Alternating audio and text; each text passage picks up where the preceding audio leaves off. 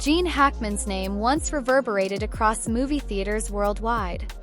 He was the iconic star who brought sharp-edged characters to life, scooping up awards and captivating fans for decades. Then, in a baffling twist, he vanished. One day he was in the limelight. The next, he retreated into a walled sanctuary in Santa Fe, never to appear in a movie or give a substantial interview again. For years, people shrugged. Maybe he was just enjoying a quiet retirement. But the deeper one looks, the more startling this story becomes. Strange rumors circulated about a taped confession. Claims arose that his second wife, Betsy Arakawa, demanded absolute secrecy from him in his final days. Questions multiplied about whether he was even in control of his choices, or if something more ominous was guiding him toward a fate he never requested. Could a man famous for playing tough, unyielding characters have spent his final chapter bound by a pact too shocking to reveal? The story that follows is nothing short of haunting. During the 1970s and 1980s, Gene Hackman stood at the pinnacle of Hollywood acclaim. He was known for roles that still stun audiences: The French Connection, Unforgiven, The Conversation, and countless others. Audiences admired him not just for his skill, but for his fierce, no-nonsense presence. He embodied an era when grit and authenticity mattered more than polish. Yet even as he climbed from success to success, Hackman's relationship with Hollywood was complicated. He was a man who approached acting with intensity, risking his own well-being to pull out the core of every character. Reportedly, he turned down high-paying roles if they didn't spark his passion. He had creative differences with directors and producers, never shying away from confrontation if it meant protecting his craft. By the time he reached his mid-70s, fans had grown accustomed to his no-holds-barred style. Then, unexpectedly, he announced his retirement in 2004. Paparazzi waited for him to emerge again, to cameo somewhere or at least pop up at an award show. But as the months passed, it became clear that he wasn't interested. He disappeared to Santa Fe, withdrawing so thoroughly that one might have imagined he fell off the face of the earth. There was no farewell tour, no extended interviews recapping his career. He didn't attend film festivals, turning down invites that would have paid tribute to his legacy. First, people chalked it up to a desire for rest. But as time dragged on, many began to wonder if more was at play. Hardly a whisper emerged from Hackman. And in Hollywood, near silence from a figure so substantial can't help but breed speculation. The real question lingered: why was Hackman so adamant about staying hidden? It wasn't normal enjoying your golden years behavior for a figure so beloved. Something else, something more unsettling, loomed behind this silence. In Santa Fe, the estate that Gene Hackman shared with Betsy Arakawa became known among locals as the Silent Villa. Adorned with high walls and discreet security, it offered none of the typical warmth one might expect from a retired star's home. Delivery personnel were turned away at the gate, told to drop off items and leave without glimpsing the owners. Neighbors almost never caught sight of Hackman, let alone heard him speak. Before long, stories spread that this quiet estate was brimming with secrets. A plumber, hired to fix an aging pipe deep in the home, claimed to see a tape recorder on Hackman's cluttered desk, alongside a note labeled "Last Words, Private." Did Hackman intend to record his final thoughts? Was it a creative experiment or something more desperate, a hidden confessional? Suddenly, small bits of new information began to slip through the cracks. Allegedly, Hackman had canceled every appointment with his primary doctor. Friends and fellow actors reached out but got no answer. On the rare occasions he responded, he'd send back cryptic one-liners or single words that conveyed he wanted no contact. This stoked the public's curiosity. Was he immersed in writing a memoir? Trying to bury past regrets? Or was the once fearsome actor entangled in a personal situation he couldn't escape? Any official responses from the household were either non-existent or emerged as a flat refusal. Gene doesn't wish to speak. In an industry that thrives on red carpets and reunions, his disappearance felt unnatural.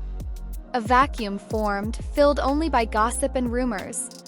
The repeated mention of that tape recorder, labeled "Last Words," became a powerful magnet for speculation. Some claimed Betsy demanded he record daily monologues instead of writing diaries. Others believed he was capturing confessions about regrets, secrets, or hidden heartbreak. Santa Fe's dryness and stifling summer heat only amplified the eerie silence. It was as though every grain of sand on the wind carried whispers that something was wrong. With no official statements, the rumor mill kept spinning.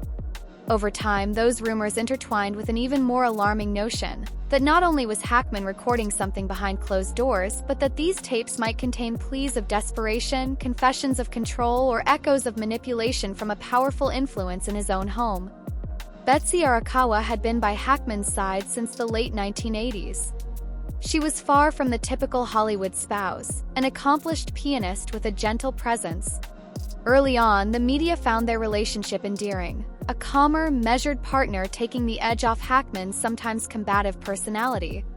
They married in 1991, and for a time it seemed the union delivered exactly the stability he needed. But the line between devotion and domination can blur. Some longtime friends noticed a noticeable shift in Hackman's behavior.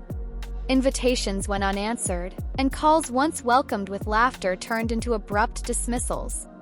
Now that he was no longer required on set, he sunk deeper into reclusion. People started whispering that Betsy was orchestrating this seclusion, insisting it was for his own well-being. Hushed accounts spoke of something even stranger, a final pact between them. This wasn't your typical vow to stand by each other in sickness and in health. According to scattered anecdotes, it involved a pledge that if one partner's life was nearing a painful end, the other would ensure they left the world together. The specifics were murky. Some claimed it was a romantic promise forged out of fear and love. Others saw it as disturbingly controlling, giving each partner the power, and perhaps the inclination, to decide when the other had suffered enough. Friends who tried to reach out found themselves cut off, not by Hackman directly but by Betsy. Some said calls were screened. Others insisted letters never reached Hackman's hands. Even his 3 children from a previous marriage struggled to contact him. There's no concrete proof that Betsy blocked their every attempt, yet those children felt an invisible wall around their father. Onlookers couldn't be sure whether Hackman was enthusiastically embracing a quiet life away from the frenzy of Hollywood or being guided into isolation. When questioned, a few acquaintances claimed his health was failing and that he needed the rest.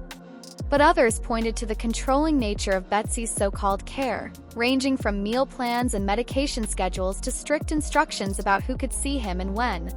Speculation about the final pact gained traction as the ultimate symbol of that control. Was it real, or merely an urban legend fueled by the eeriness surrounding the estate? Nobody knew for certain, but a persistent question took hold. Did the revered actor who once exuded unstoppable confidence now find himself tethered to an arrangement with no escape? Talk of the last recording turned electric when an unnamed visitor to the estate claimed Hackman had spent considerable time speaking into a vintage tape recorder. The rumor went that these recordings were not for a memoir or film project but for something more personal and urgent. In them, he was said to express terror, confusion, and a longing for freedom. A swirl of contradictory tales popped up. Some insisted the tape was no mere diary. It was a raw testament capturing his emotional breakdown. Others believed the final tape was a farewell letter to the world, intended to be found after he was gone. Then there were those who insisted it might contain a direct accusation, an anguished statement implicating someone, maybe Betsy or another shadowy figure who had, in Hackman's words, robbed him of his agency. No one outside the mansion truly knew if the tape even existed, let alone what it said. Investigators, journalists, and curious fans tried to confirm details, but every lead ended in rumor. Alleged leaks emerged, describing how the first line on the recording might have been, "If you hear this, I'm sorry." Another rumor swore that Hackman's voice broke repeatedly, leaving chilling silences in between half-formed sentences. Speculation exploded further when a single scrap of evidence emerged, a cryptic note from Hackman's daughter, Leslie. She hinted that she had listened to something that shook her to her core. Some thought that meant she possessed a copy of the tape. Others believed she was referencing private conversations with her father. To this day, she's never clarified. Behind all of this, a repeated motif appeared, a claim that Hackman felt imprisoned. Implicit in these stories was a sense of him battling with illusions, maybe from medication, maybe from emotional strain. The final tape, if real, may have been his last grasp at revealing the truth. Fueling the legend was the story of that old plumber who claimed to see an ominous note scrawled over the tape recorder. Last words, private. Whatever was on that tape, whatever Hackman intended to impart, it captured people's imaginations. It added a new dimension of dread to his disappearance and sowed the seeds of an even bigger question. If Hackman had truly tried to leave behind a recorded cry for help, who ensured it never reached the outside world? One of the most unsettling chapters in this story is the stretch of time locals call the Ghost Weeks. It began with a new pattern. The gates to Hackman's estate, once occasionally opened for scheduled deliveries, remained perpetually locked. Neighbors who sometimes glimpsed a caretaker watering plants or picking up mail saw no activity at all. Side cameras, which had been installed for security, suddenly went dark. Strangest of all, a local pharmacy reported a series of unusually large prescriptions for painkillers and sedatives, enough to raise eyebrows. These medications were signed for under Betsy's name, and each invoice listed the same drop-off point at the property's gate. Nobody came out to greet the delivery driver. They were instructed by phone to leave everything on a little wooden bench outside the main fence. What made these orders so peculiar? Hackman, by most accounts, didn't suffer from any terminal illness. Sure, his advanced age brought some frailties, but not to the degree that would require an arsenal of powerful meds typically reserved for patients in severe, unremitting pain. Why were the prescriptions stacked so high?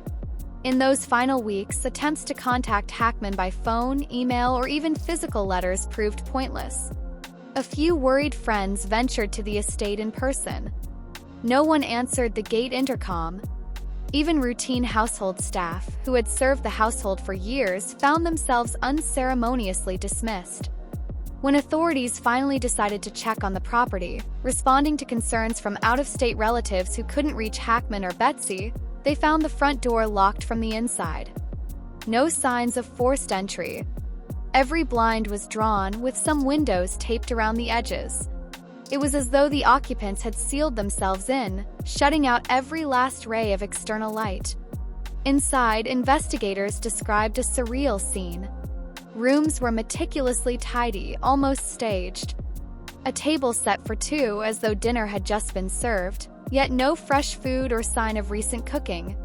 A pair of wine glasses stood side by side, each bearing just a few dried droplets.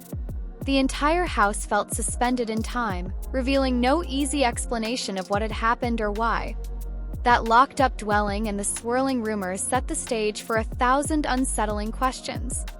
Had Hackman and Betsy chosen to isolate themselves as part of a mutual plan? Or was something forced upon him by circumstances or even by her? The finality of it all, combined with the stockpiled medications, fueled the notion that this was a carefully orchestrated conclusion to a life that once soared across the big screen. All that remains certain is this: Gene Hackman will forever be remembered, not just for his towering performances on screen, but for the haunting silence that cloaked his final days. And sometimes what's left unsaid can echo louder than any grand Hollywood ending.